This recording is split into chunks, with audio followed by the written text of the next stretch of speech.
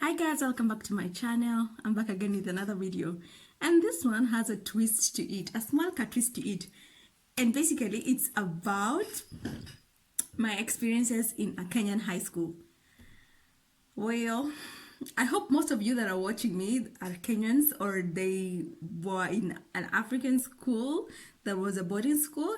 I think then that's when you will relate to whatever that I have to be talking about today. So basically, I have a kabook here. I have written my points because there's so many. I even think I'll do a part 1 and a part 2 because there's so many. I don't think I'll be able to sum them up in this video. So basically, I was in a high school in the central province of Kenya. It was called Moranga. In this girls' school, I don't know if I mentioned the name or not. Anyway, let me just not mention the name. But anyway, I'm not going to say anything bad. And after all, they were my experiences. So I think I'm not even going to say anything bad. So let me just start. So this school was in central Kenya, in Moranga to be specific. I had the best 4 years of my life to date. I think I'd say those were my best years of my life.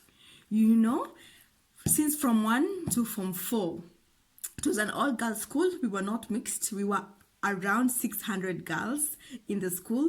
So you can imagine all the estrogen together, all the mood swings and all that stuff. But really, I can't remember anybody being, like so many people being moody all at once. It was a nice feeling. It was fun. When there was stress mainly due to the exams or just basically, oh, we should say this about you. Oh, alisema hivi kuhusu. Oh, alisema hivi kuhusu. Oh, simwongeleshe. Oh, don't talk to her. Apart from that, like, it was just so fun. Anyway, I have like a list over here and I'm going to just go down the good things and the like not so good things. So the first thing that I really remember was the food. Girl, if I tell you that food, I don't know if they used to put, till today, like I try to understand what they used to cook that githeri with, because sometimes it used to taste like they've put like some paraffin inside of it, and you wonder like why did they even used to put that paraffin? And do you even remember, like, the ones who were in my school? I hope if you're watching this, you'll know which school it is. Like the times we used to have githeri, how we used to run to the dining hall so that we can have like the top layer. Top layer was like the caviar or the, you know, of those days. And the other thing, avocado. Hey, you know, there were avocado mafias in our school. With avocado mafias, I mean people who used to go, like, our school was a big facility. So we even had like a valley, and then on the other side of the valley was our dormitories, and on this side were the classes. So in this valley, there were avocado trees, like many. Me, I was never even there. Like, I was so... The friends that I had were the most fun people in my life. The laughter we used to have. Oh my goodness. We used to say, humor is in the air. Like, we used to laugh because of nonsense, but we found it so funny. Like, we'll be sitting down like this, somebody says something, and then we just burst out laughing, and that will be like a running gag for the whole week till we find the next running gag. Like, it was that fun. Or like my one friend, like, we used to be together in the same dormitory. We used to sleep at now call midnight or after midnight just because of talking. And one thing I would want to tell this friend, if she's watching this, I know she will know that she's the one. We used to talk about, she used to give me stories about her, I think it was auntie who had a rich brother in Dar es Salaam, and she used to go and visit, I think it was Dar es Salaam, and used to go and visit them in Dar es Salaam. And she used to tell me about all the stories about this auntie, or she got this boyfriend, and then this and this and this. The uncle was rich. So, all these castles I used to build in my head, listening to that story alone, used to make me feel like, oh my God, one day I want to have like this house. I want to be, you know, traveling to different countries. I want to be wearing the nice shoes, nice clothes. Like, these stories really made jenga, like they really made me strive and want the best in life. And I also used to tell her many stories about, you know, some stuff, and we really had the best time ever. I can't forget like my friends who we were together in the same cube, or even the next cube, like we cube 6, cube 7 and 8, we were like one. Because I remember I never used to have so much pocket money. I used to have so little pocket money, so I couldn't afford like a kilo of sugar, or the nice cocoa, drinking cocoa, or tea bags, or tissues. I used to go like with 2 tissues because the money was so little. And that would, whatever I bought, I came with to school on opening day, will only like last me for a month, and then it would be over. But these girls never ever made me feel like I don't have, like, they used to open their lockers and they used to be like, okay, you know, you can take whatever you want. Not only for me, but they used to make it like that. Like, if you don't have something, just feel free to take, you know, sugar, or take my perfume, or da, da, da. These were the best people. Like, I've never forgotten how generous they were to me, and how they never made me feel like I'm poor, or like you know, this and that. For that, I really thank them. The other things, you people, did you have dorms? Which, like, we were so many that we had, ours were called houses. We had, I remember Beecher, I remember ours was called McDonald's, and then there was house 1, then there was Kererwa, then there was, I can't remember all of them, but basically the McDonald's and the Beecher names came about because our school was a very prominent school during the colonial time. So it was, I think it was even built by the colonial masters, and after the independence, it slowly got into the hands of the Kenyan folks. So the McDonald's and the whatever are named after the prominent people of those whatever colonizers, or whoever built that school. So we had our dorms, and every Saturday it was a cleaning day, and every Saturday there was like a competition of cleaning. So everybody had their role. You have to clean the stairs, you have to clean this cube, you have to clean the outside part. And after, we were given like 3-4 hours, I can't really remember, and the teacher on duty used to come around checking which house cleaned, how each house is clean and how they performed. And on Monday during parade, they used to announce the cleanest house and the dirtiest house. Man, if I tell you, our house was almost number last. I don't know why our house was always number last, or almost always number last, because it was so pretty. Our house was like upstairs and downstairs. It was like so posh, and you know, I don't understand why it was always number last. I don't get it. Anyway, the other fun part were the games.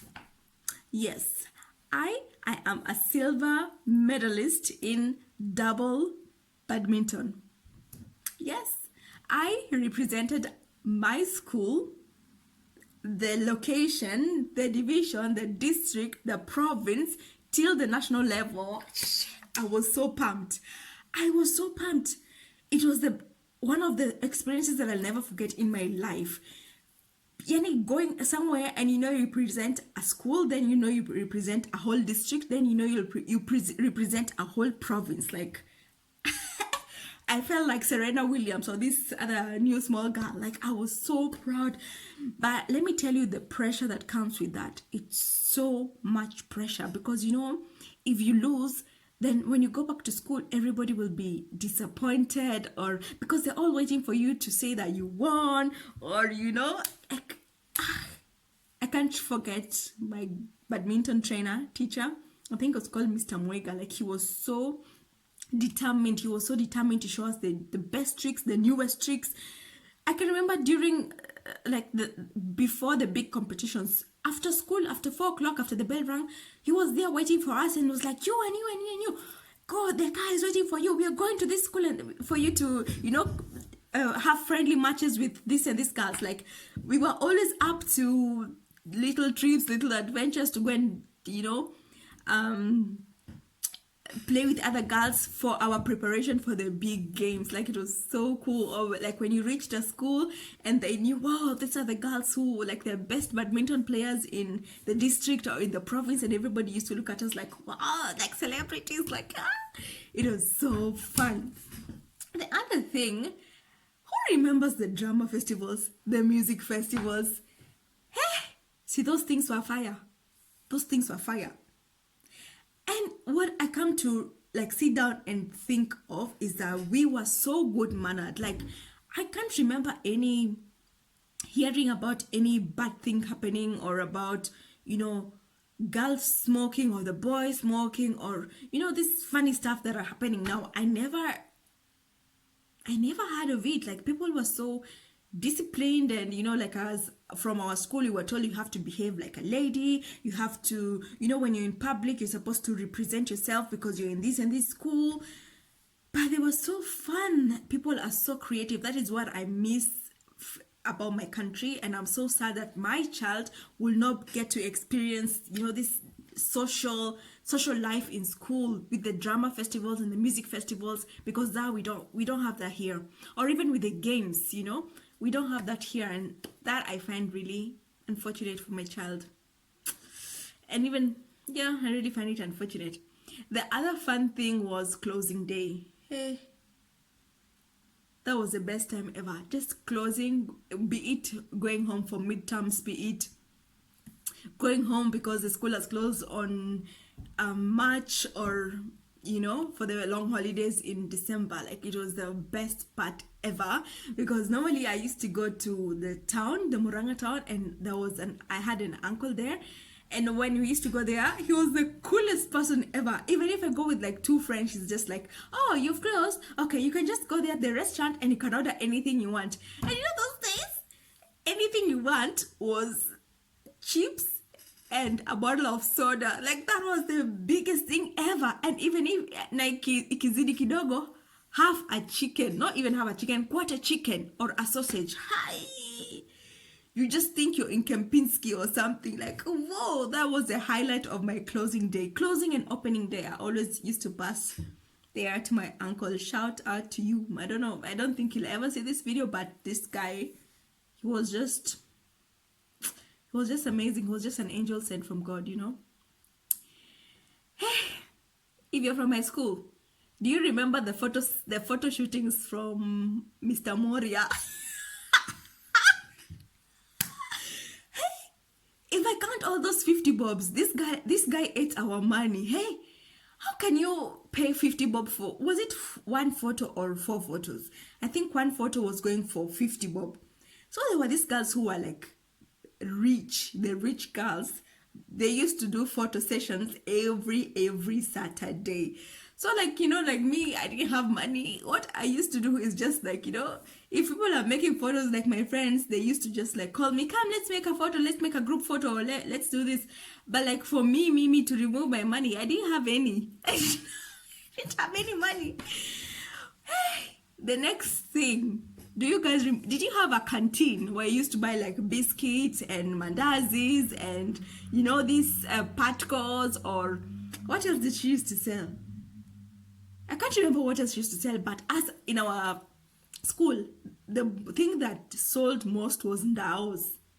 I think she used to sell three ndaos for 5 bob.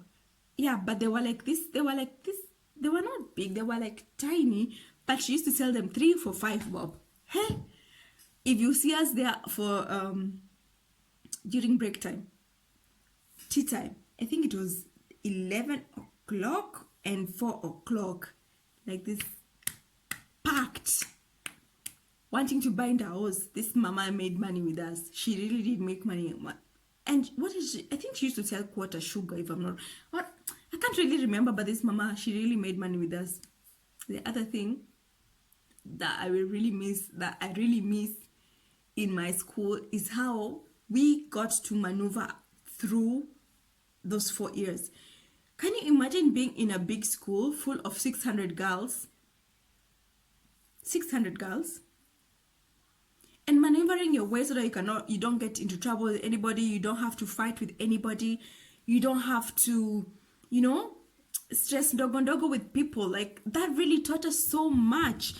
At the end of the day, when you think about it, like, for me, I don't think I really had so much quarrels with people, apart from one girl. Anyway, the story of another day. But really, we don't really have quarrels with people. It just automatically came that people got along with each other, you know. Oh, hey, I won't even forget. I forgot even saying about the mashairi reciting times. So we used to do, like, in preparation of the music festivals. Our school was a really well-known school because of the mashairis. We really were very good in mashairis. So the people of the mashairi, we were being selected by that teacher. We used to call him Toro. He really looked like, in my head right now, he really looked like Daniel Toro, teacher of Moi. That's why we used to call him Toro. So Toro used to select the people he wants in his mashairi thing. Luckily, I also was selected among the bunch. I think even from Form 2 till Form 4, we used to get selected, and I was always there. So, as the mashairi crew, we used to be exempted to go and practice mashairi. Till one day, something really horrible happened to me and some girls. And that is story for part 2. Stay tuned. And if you like this video, please comment down below, give it a thumbs up, and don't forget to subscribe. Till next time, don't forget part 2. Kwaheria konana.